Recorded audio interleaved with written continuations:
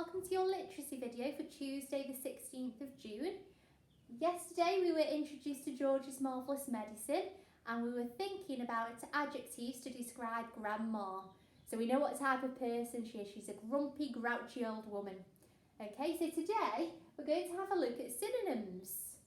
So, a synonym is a word or phrase that means exactly the same or nearly the same as another. So if I've got the word happy, synonyms of happy are blissful, joyful, overjoyed, cheerful, lively, thrilled, chirpy, jolly. So all those words mean the same or nearly the same as happy. So when we're thinking about using synonyms in our writing, sometimes we can use quite boring words and sentences, and to improve our writing and make it more effective, we can find synonyms and find more powerful vocabulary. Okay, so if I was writing a sentence with happy, I might switch it to overjoyed, or I might switch it to cheerful, just to switch up our writing and our sentences a little bit and use a bigger range of vocabulary. So here it says, choose the synonyms. Now remember, synonyms are words which mean the same. So think which words mean the same here. Quick, best, fast. You might want to tell an adult if you're with one. If not, just shout it at your screen which words mean the same. Is it quick, best, fast? Which two words? We've got quick and fast. Okay. Next one. So which two words? Have a go again. We've got good, great, laugh. Which words mean the same? Okay, it was good and great. So I might say, I went to the park yesterday and it was really good. Or I went to the park yesterday and it was great. Okay. Okay, here we've got tug, hop and pull. So think if you're tugging something, hopping, pull. Oh, tug and pull mean the same or nearly the same. So they're synonyms. One of your activities might look like this. It says read the sentences below and tick the word which is a synonym of the underlined word. So you've got a sentence and one word within that sentence is underlined. So Grandma is mean and grumpy. So mean is underlined, so I need to find a synonym for the word mean. So one that means the same. Does happy and mean the same? No. Mean and sad? No. Mean and nasty? Yeah, so it would be nasty, so I'd tick that one. Okay, because that's my synonym of the word mean. They've both got the same meaning. Another activity you'll be familiar with are my synonym roles. Okay, so we've got a word in the centre, amazing, and we've got to find words which mean the same and write them all the way around.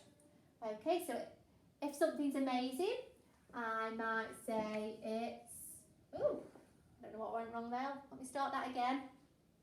There we go. If something's amazing, I could say it's brilliant.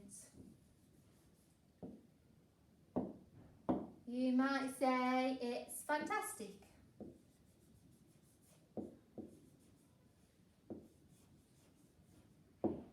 You could say it's great. Or fabulous.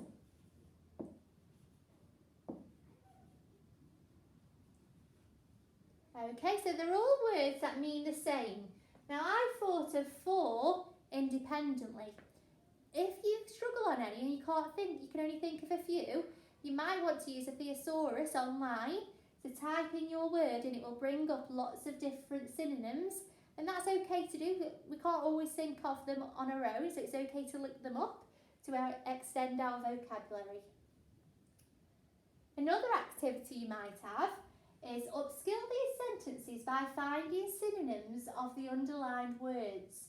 Try to use more effective, powerful language. You might want to add more detail to your sentences too. So like I said at the beginning, sometimes we can use pretty basic and boring words in sentences, and we can improve our writing and make it more exciting by finding synonyms. Okay, so that's what we're going to do here. And upskill, we know it means to make it better, to improve it. Okay, so I've got poor George, listen to grandma, moan and groan all day long. So I need to find synonyms for the words moan and groan. Okay, so I'm going to use an online thesaurus to help me here, and you can do the same, or you might think of them independently. It's entirely up to you. So I'm going to remember that word moan. I'm going to click on my thesaurus, and you can just type in thesaurus on Google and it will come up. Okay, I'm going to go and type in the word moan and search that. Oh. Let's try again.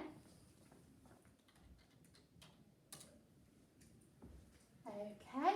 Oh, so synonyms for the word moan then. I've got gripe, sigh, sob, wail, whine, and I've got more there. Oh, I think I'm going to use wail and whine. Okay, so I might make a note of them, and you can do the same. You could perhaps do it on the back or at the side. So wail and whine. Okay, and I'm also going to have a little look for the word groan as well. So I'll go back to my thesaurus. I'll type in the word groan and see what else comes up. Okay, so I've got grunt, I've got sigh, sob and whine again.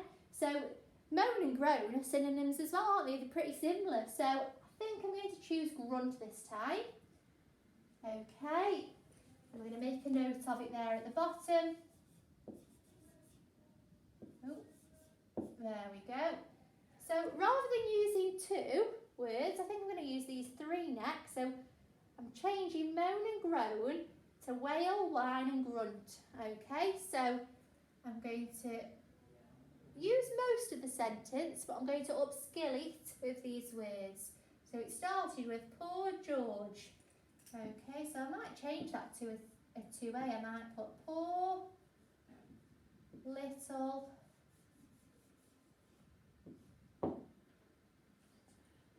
George. Using my niece's handwriting, and I'm copying the spellings which are already in the sentence so I know I get them correct. So poor little George listened to grandma. So remember, I'm switching these words to these ones. So poor little George listened to grandma wail. I'm making a list because I've got 3. So wail, comma, whine, and grunt.